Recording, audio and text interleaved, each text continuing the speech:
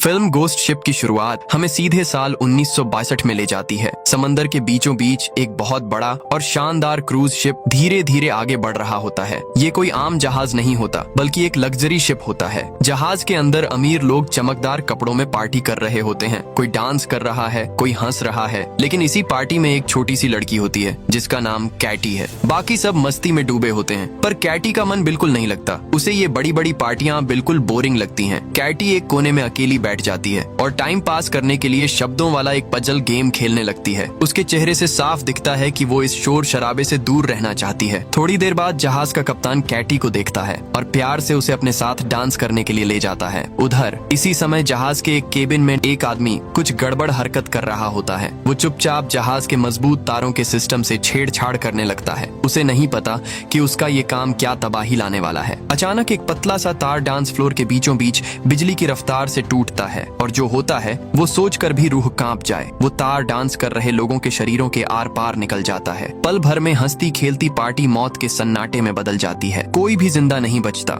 सिर्फ कैटी बच जाती है और वजह बस इतनी होती है कि उसकी लंबाई कम होती है। वो तार उसकी गर्दन तक नहीं पहुंच पाता। कैटी ऊपर देखती है। जिस कप्तान के साथ वो डांस कर रही थी उसका चेहरा भी दो हिस्सों में कटा हुआ होता है। ये नजारा देखकर कैटी डर के मारे चीख उठती है। उसकी आवाज पूरे जहाज में गूंज जाती है। इसके बाद कहानी अचानक वर्तमान समय में पहुंच जाती है। अब हम एक अलग जहाज देखते हैं, एक टग बोट जिस पर एक साल्वेज क्रू मौजूद होता है। ये लोग समंदर में फंसे हुए जहाजों को बचाने का काम करते हैं। जो भी जहाज मिल जाए उसे खींच कर किनारे तक लाते हैं और बदले में मोटी रकम कमाते हैं। इस बार भी ये लोग एक जहाज को टो कर रहे होते हैं। काम सफल होने के बाद पूरी टीम खुशी में जश्न मनाने लगती है। उनके चेहरे बताते हैं कि ये लोग रिस्क से डरने वाले नहीं हैं। इस क्रू में कुल 6 लोग होते हैं, जिनमें एक महिला भी शामिल होती है। सबका एक कप्तान होता है जिसे पूरी टीम अपना लीडर मानती है और उसका काफी सम्मान करती है। उस महिला का नाम एप्स होता है। वो मजबूत भी है और तेज दिमाग वाली भी, और जरूरत पड़ने पर किसी से भी भिड़ सकती है। तभी वहाँ एक आदमी आता है जिसका नाम जैक होता है। वो बड़े कॉन्फिडेंस के साथ कहता है, मैं एक पायलट हूँ और मैंने समंदर में एक बहता हुआ जहाज देखा है। जैक बताता है कि जो भी उस जहाज को पोर्ट तक लेकर जाएगा वो जहाज उसी का माना जाएगा, मतलब सीधा सा फायदा। लेकिन जैक अपनी हिस्सेदारी भी मांगता है। वो कहता है कि क्योंकि उसने जहाज सबसे पहले देखा है इसलिए उसे 20% मुनाफा चाहिए। ये बात सुनकर क्रू के चेहरे पर लालच और सोच की लकीरें साफ दिखने लगती हैं, क्योंकि उन्हें नहीं पता कि ये जहाज सिर्फ पैसा नहीं बल्कि मौत की कहानी भी अपने साथ लाने वाला है। क्रू का कप्तान इस पूरे ऑफर पर अपनी टीम के साथ बैठकर बात करता है। शुरुआत में सब लोग साफ मना कर देते हैं और कहते हैं, भाई बहुत थक चुके हैं, अब और रिस्क नहीं लेंगे। उनके चेहरे से साफ दिख रहा होता है कि शरीर जवाब दे चुका है। तभी कप्तान एक चालाक सी बात कहता है। वो समझाता है कि इस काम से मिलने वाला पैसा 6 बराबर हिस्सों में बांटा जाएगा। ये सुनते ही सबकी आंखों में चमक आ जाती है। थकान अचानक गायब हो जाती है और सब एक साथ हाँ कर देते हैं, क्योंकि पैसा हो तो इंसान फिर से जवान हो जाता है। कप्तान फिर जैक से बात करता है और साफ कह देता है, 20% बहुत ज्यादा है, हम तुम्हें सिर्फ 10% ही दे सकते हैं। थोड़ा सोचने के बाद जैक मान जाता है और 10% लेने के लिए तैयार हो जाता है। लेकिन जैक भी चालाक होता है। वो एक शर्त रखता है कि वो खुद भी उनके साथ जाएगा। टीम थोड़ी हिचकिचाती है पर आखिर में मान जाती है। अगले दिन सब लोग अपनी टग बोट लेकर समंदर की ओर निकल पड़ते हैं। मौसम शांत होता है लेकिन माहौल थोड़ा अजीब सा लग रहा होता है। जब वो बताए गए लोकेशन पर पहुंचते हैं तो वहाँ कोई जहाज नजर ही नहीं आता। सब एक दूसरे को देखकर कहते हैं, क्या गलत जगह आ गए। ऐसा लगता है जैसे जहाज हवा में गायब हो गया हो। तभी अचानक एक बहुत बड़ा जहाज सीधे उनके सामने उभर आता है। इतना अचानक कि संभलने का मौका ही नहीं मिलता। उनकी छोटी सी नाव सीधे उस जहाज के साइड से टकरा जाती है। किस्मत अच्छी होती है कि कोई घायल नहीं होता। ध्यान से देखने पर पता चलता है कि ये वही जहाज है जिसमें 1962 में सभी यात्री मारे गए थे। और हाँ, कैटी अब भी उसी जहाज में मौजूद होती है। कप्तान बताता है कि ये जहाज 40 साल पहले रहस्यमय तरीके से गायब हो गया था और आज अचानक ऐसे सामने आना किसी बुरी कहानी की शुरुआत लगती है। जैक और क्रू का एक सदस्य टग बोट पर ही रुक जाते हैं, जबकि बाकी लोग जहाज के अंदर जाकर देखने का फैसला करते हैं। अंदर जाते ही उन्हें फर्श पर पड़ा हुआ कैटी का शब्दों वाला पजल गेम दिखता है। सब हैरान होते हैं कि ये अब तक यहाँ कैसे पड़ा है। तभी कुछ अजीब होता है। बिना किसी इंसान के छुए पजल के टुकड़े अपने आप हिलते हैं और मिलकर एक शब्द बनाते हैं, वेलकम। सबको ऐसा महसूस होता है जैसे कोई दिखाई न देने वाली ताकत उनका स्वागत कर रही हो, और ये स्वागत बिल्कुल भी अच्छा नहीं लगता। कप्तान सबको चेतावनी देता है कि जहाज का डेक बहुत पुराना और जंग लगा हुआ है। वो कहता है, ध्यान से चलना, एक भी गलत कदम भारी पड़ सकता है। अचानक जोर की आवाज आती है और फर्श का एक हिस्सा टूट जाता है। एक क्रू मेंबर नीचे गिरने ही वाला होता है, लेकिन एप्स उसे पकड़ लेती है। उसकी फुर्ती सबको चौंका देती है। उसी पल एप्स की नजर नीचे जाती है और वो देखती है कि छोटी कैटी नीचे खड़ी है। वो उन्हें बस देख रही होती है, लेकिन अगले ही पल कैटी हवा की तरह गायब हो जाती है, जैसे वो कभी थी ही नहीं। सब मिलकर उस आदमी को ऊपर खींच लेते हैं। एप्स खुद को समझाती है कि शायद उसने थकान की वजह से कुछ गलत देख लिया था। आगे बढ़ते हुए उन्हें एक डिजिटल घड़ी मिलती है। ये देखकर सब चौंक जाते हैं, क्योंकि जब ये जहाज गायब हुआ था तब डिजिटल घड़ियां होती ही नहीं थीं। कप्तान गंभीर आवाज में कहता है, इसका मतलब है हमसे पहले भी कोई यहाँ आ चुका है। ये बात सुनकर माहौल और डरावना हो जाता है। आखिर में कप्तान फैसला करता है कि वो आज रात यहीं रुकेंगे और सुबह होते ही जहाज को टो करेंगे। लेकिन उन्हें क्या पता होता है कि ये रात उनकी जिंदगी की सबसे खौफनाक रात बनने वाली है। इसके बाद सब लोग वापस अपनी टगबोट पर लौट आते हैं। माहौल थोड़ा शांत होता है, लेकिन डर अब भी सबके मन में घूम रहा होता है। तभी जैक कप्तान से पूछता है, ये जहाज यहाँ अचानक आया कैसे? कप्तान थोड़ी देर चुप रहता है, फिर एक पुरानी कहानी सुनाना शुरू करता है। वो बताता है कि दूसरे विश्व युद्ध के समय भी एक जहाज समंदर में चला था, लेकिन उस जहाज के सारे यात्री रहस्यमय तरीके से गायब हो गए थे। कोई लाश नहीं, कोई निशान नहीं। कप्तान आगे कहता है कि आज भी वो जहाज कहीं न कहीं समंदर में तैर रहा है। ये सुनते ही सब लोग हंसने लगते हैं। कोई कहता है अब भूतों की कहानियां भी शुरू हो गईं। सब इसे मजाक समझकर टाल देते हैं। तभी जैक एप्स से पूछता है, तुम जहाज से आने के बाद सेठ इतनी चुप क्यों हो? एप्स थोड़ा घबरा कर कहती है, मैंने वहाँ एक छोटी लड़की देखी थी। जैक मुस्कुराकर जवाब देता है, समंदर में ऐसा होना आम बात है। थकान और डर से इंसान को भ्रम होने लगता है। वो बात को हल्का बना देता है, लेकिन एप्स का मन अब भी बेचैन रहता है। अगले दिन एक और परेशानी सामने आती है। उन्हें पता चलता है कि जहाज के नीचे एक बहुत बड़ा छेद है। जहाज धीरे धीरे पानी में डूब रहा होता है, इसलिए उसे टो करना नामुमकिन हो जाता है। आखिर सब मिलकर फैसला करते हैं कि उन्हें फिर से जहाज के अंदर जाना होगा और उसे ठीक करना होगा। लेकिन जैसे ही वो जहाज में घुसते हैं, अजीब अजीब घटनाएं शुरू हो जाती हैं। एप्स अकेले खाली पड़े स्विमिंग पूल की तरफ जाती है। वहाँ उसे फर्श पर गोलियों के खाली खोल दिखाई देते हैं। ये देखकर वो और डर जाती है। अचानक उसकी नजर ऊपर जाती है और वो देखती है कि कैटी फिर से पूल के पास खड़ी है। एप्स डर के मारे चौंक जाती है और संतुलन खोकर सीधे खाली पूल में गिर जाती है। उसके हाथ में हल्की सी कट लग जाती है। हैरानी की बात ये होती है कि पूल की फर्श उसका खून जैसे सोख लेती है। ये नजारा रोंगटे खड़े कर देता है। तभी जैक वहाँ पहुँचता है और एप्स को बाहर निकाल लेता है। दोनों जल्दी से वहाँ से निकलने लगते हैं,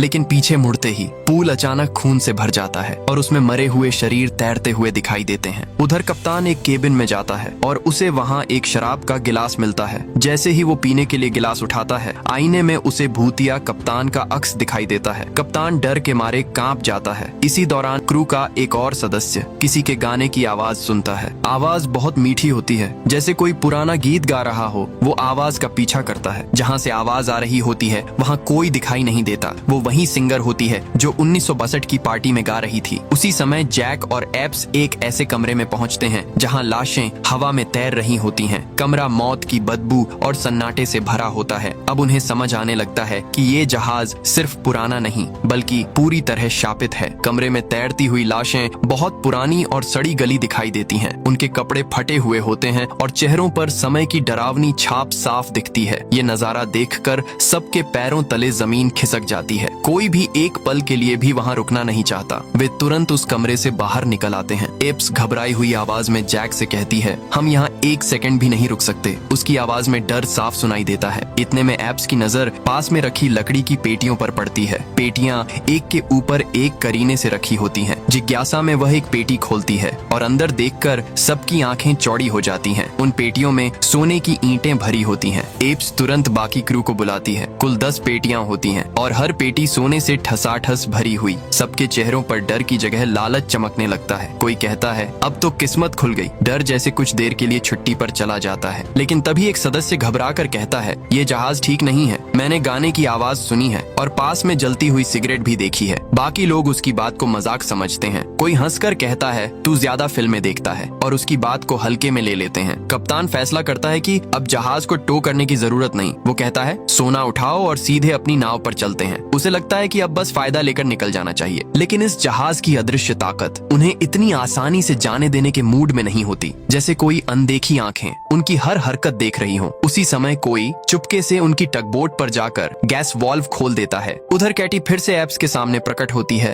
वो जैसे कुछ कहना चाहती हो, जैसे चेतावनी दे रही हो, लेकिन अचानक एक काली परछाई आती है और कैटी को घसीटकर दूर ले जाती है। एप्स चीख भी नहीं पाती। इसी बीच एक क्रू मेंबर टग बोट का इंजन चालू करता है। जैसे ही इंजन स्टार्ट होता है, एक भयानक धमाका होता है। पूरी नाव हिल जाती है। धमाके में एक सदस्य की मौत हो जाती है और 2 लोग गंभीर रूप से घायल हो जाते हैं। अब हालत ये है कि वे सब फंस चुके हैं। न नाव सही है, न जहाज सुरक्षित। कप्तान खुद को दोष देने लगता है। वो कहता है, अगर मैं उन्हें यहाँ न लाता तो ये सब नहीं होता। तभी एप्स आगे बढ़कर कहती है, मेरे पास एक उपाय है। सब उसकी तरफ देखने लगते हैं। वो कहती है, हमें इसी गोस्ट शिप को ठीक करना होगा और उसी से यहाँ से निकलना होगा। लेकिन सब उसकी बात से सहमत नहीं होते। बहस शुरू हो जाती है। टीम 2 हिस्सों में बंट जाती है। कोई कहता है ये पागलपन है, तो कोई कहता है यही आखिरी रास्ता है। 2 सदस्य भूख से परेशान होकर जहाज के किचन की तरफ चले जाते हैं। उन्हें वहाँ कुछ डिब्बा बंद खाना मिल जाता है। भूख के मारे वे तुरंत उसे खोलकर खाने लगते हैं। शुरुआत में स्वाद ठीक लगता है। उन्हें लगता है कि सब ठीक है, लेकिन अचानक उन्हें एहसास होता है कि वे जो खा रहे हैं वो खाना नहीं बल्कि कीड़े हैं। उनके मुंह से चीख निकल जाती है। दोनों उल्टी करने लगते हैं। अब उन्हें समझ में आता है कि ये कोई साधारण जहाज नहीं है, ये सच में एक भूतिया जहाज है। यहाँ हर चीज धोखा है, हर चीज डरावनी है। कुछ तो बहुत गलत है। ऐसा लगता है जैसे जहाज खुद उन्हें अपने अंदर कैद कर रहा है और शायद ये खेल अभी शुरू ही हुआ है। कप्तान को बार बार भूतिया कप्तान दिखाई देने लगता है। हैरानी की बात यह है कि दोनों साथ बैठकर शराब पीते हुए नजर आते हैं, जैसे जिंदा और मरा हुआ एक ही मेज पर दोस्त बन गए हों। उधर एप्स हर तरफ कैटी को ढूंढती फिर रही होती है। वो जानना चाहती है कि आखिर वो बच्ची कौन है और क्यों बार बार दिखाई देती है। इसी बीच क्रू का एक और सदस्य पूरी तरह भ्रम में चला जाता है। उसे लगता है कि वो फिर से टाइम सीन 6 टूर वाली पार्टी में पहुंच गया है। तेज रोशनी, म्यूजिक और डांस। वो उसी महिला भूत सिंगर के साथ नाचने लगता है जिसकी आवाज वो पहले सुन चुका था। उसे जरा भी अंदाजा नहीं होता कि वो मौत के कितने करीब है। एप्स एक केबिन में पहुंचती है और वहाँ जो देखती है वो उसका दिल दहला देता है। उसे कैटी का कंकाल जो छत से लटका हुआ मिलता है। उसकी आंखों से आंसू निकल आते हैं। तभी अचानक कैटी की आत्मा सीधे एप्स के सामने प्रकट हो जाती है। इस बार उसका चेहरा शांत होता है, डरावना नहीं। कैटी बताती है, मैं 1962 में अपने माँ बाप के पास जा रही थी। वो रुककर कहती है, अब वो दोनों मर चुके हैं। उसकी आवाज में दर्द साफ झलकता है। उधर भूतिया कप्तान क्रू के लीडर को सच्चाई बताता है। वो कहता है कि उन्होंने सोना किसी और जहाज से चुराया था। उस हमले में सिर्फ एक ही इंसान जिंदा बचा था। वो कप्तान को एक तस्वीर दिखाता है। तस्वीर देखते ही कप्तान के होश उड़ जाते हैं। उसे समझ आ जाता है कि असली गुनहगार कौन है। इसी दौरान कैटी और राज बताती है। वो कहती है, एक बुरी आत्मा है जिसे बहुत सारी आत्माओं की जरूरत है। जब उसे काफी आत्माएं मिल जाएंगी तब मेरी आत्मा आजाद हो जाएगी। लेकिन इससे पहले कि वो कुछ और बता पाती, एक अदृश्य ताकत उसे जोर से खींच लेती है। गायब होते होते कैटी चीखकर एप्स से कहती है, भागो। उसकी आवाज दिल चीर देती है। कप्तान अब सबको तस्वीर के बारे में बताना चाहता है। वो जान चुका होता है कि इस सब के पीछे कौन है, लेकिन तभी उसे एक जला हुआ क्रू मेंबर दिखाई देता है। वो समझ ही नहीं पाता कि ये सच है या भ्रम। उसी समय भूतिया सिंगर क्रू मेंबर जहाज के किनारे तक लुभा ले जाती है। वो आदमी उसके पीछे पीछे जाता है और अगले ही पल नीचे गिरकर मर जाता है। एक और जान चली जाती है। एप्स कप्तान को ढूंढ लेती है, लेकिन कप्तान उसे भी वही जली हुई आत्मा समझ लेता है। वो एप्स पर हमला कर देता है। एप्स मुश्किल से खुद को बचा पाती है। बाकी लोग ये सब देखकर समझ जाते हैं कि कप्तान का दिमाग पूरी तरह बिगड़ चुका है। वे उसे पकड़कर एक लोहे के केबिन में बंद कर देते हैं ताकि वो शांत हो सके। वे तय करते हैं कि नाव को ठीक करना ही इकलौता रास्ता है। तभी एप्स को कैटी फिर से दिखाई देती है। इस बार कैटी एक अच्छी आत्मा बनकर आती है। वो एप्स को सच्चाई दिखाती है। एप्स देखती है कि जहाज के रसोइये ने खाने में जहर मिला दिया था। कई यात्री उसी जहर से मर गए थे। कुछ क्रू मेंबर इस पूरे नरसंहार की साजिश में शामिल थे। वे लोग स्विमिंग पूल में मौजूद लोगों को गोलियों से मार देते हैं। यही वजह थी कि एप्स को वहाँ गोली के खाली खोल मिले थे। अब सब कुछ साफ हो जाता है। ये जहाज सिर्फ भूतिया नहीं बल्कि खूनी इतिहास से भरा हुआ है और ये अतीत अब उन्हें भी जिंदा छोड़ने वाला नहीं है। यात्रियों को मारने के बाद वो लालची गिरोह आपस में ही लड़ने लगा। सोने की चाह ने उन्हें एक दूसरे का दुश्मन बना दिया। अब उन्हें किसी और की नहीं,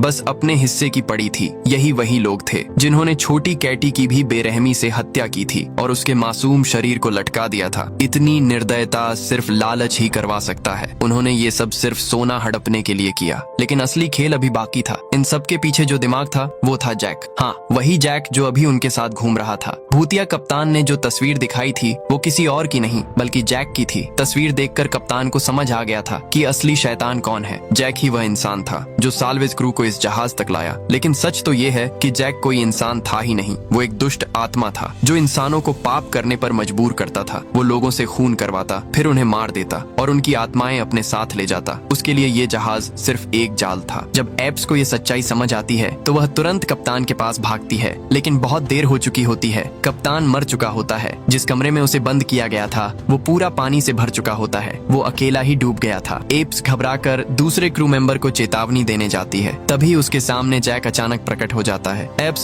समझ जाती है कि अब हर कदम सोच समझ कर उठाना होगा। वो ऐसे दिखाती है जैसे उसे जैक की असली पहचान का पता ही न हो। वो अपने साथी को इशारे से सावधान करती है। फिर एप्स अपने गुमशुदा साथी को ढूंढने निकलती है। वो इंजन रूम में फंसा हुआ होता है। अचानक इंजन अपने आप चालू हो जाता है और देखते ही देखते उसका शरीर मशीनों के बीच फंसकर टुकड़े टुकड़े हो जाता है। ये दृश्य इतना भयानक होता है कि सांस तक अटक जाए। अब जैक को समझ आ चुका होता है कि उसकी असली पहचान खुल चुकी है। वो बचे हुए आखिरी पुरुष सदस्य को मारने के लिए आगे बढ़ता है, लेकिन इस बार किस्मत साथ देती है। वो आदमी स्पीयर गन से जैक पर गोली चला देता है। जैक घायल होकर पीछे हटता है। वो आदमी भागता हुआ एप्स के पास पहुंचता है और हांफते हुए कहता है, मैंने जैक को मार दिया। एप्स समझ जाती है कि अब इस जहाज को खत्म करना ही होगा। वो जहाज को डुबाने के लिए विस्फोटक तैयार करने लगती है। उसे पता है कि यही एक रास्ता है इस बुराई को हमेशा के लिए रोकने का। लेकिन तभी वही आदमी उसे रोकने की कोशिश करता है। वो कहता है, रुको, अभी ऐसा मत करो। वो आदमी घबराई हुई आवाज में कहता है, अगर तुमने जहाज को उड़ा दिया तो सारा सोना बर्बाद हो जाएगा। ये सुनते ही एप्स के दिमाग में घंटी बजती है। उसे समझ आ जाता है कि कुछ तो बहुत गड़बड़ है। अचानक वही आदमी धीरे धीरे बदलने लगता है। वो जैक बन जाता है। एप्स की आंखें फटी की फटी रह जाती हैं। जैक शैतानी मुस्कान के साथ कहता है, मैं लोगों को पाप करवाता हूँ, फिर उन्हें मरने देता हूँ और उनकी आत्माएं मैं अपने साथ रखता हूँ। मैं तुम्हें यहाँ जानबूझकर लाया हूँ। जैक कहता है, मुझे एक तय संख्या में आत्माएं चाहिए। जब तक मेरा हिसाब पूरा नहीं होता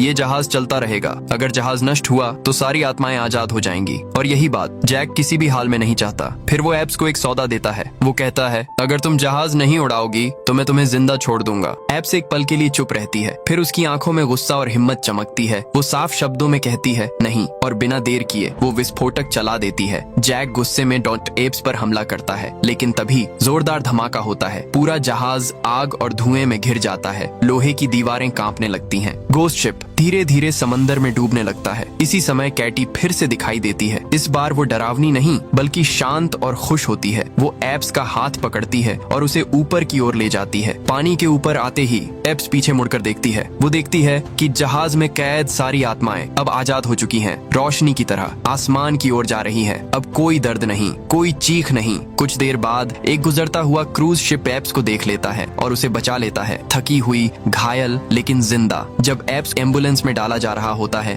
और जो वो देखती है उसकी चीख निकल जाती है। वहाँ जैक खड़ा होता है। वो सोने की पेटियां एक नए जहाज पर चढ़ा रहा होता है, जैसे कुछ हुआ ही न हो। एप्स को समझ आ जाता है कि ये कहानी खत्म नहीं हुई। नया जहाज, नए लोग।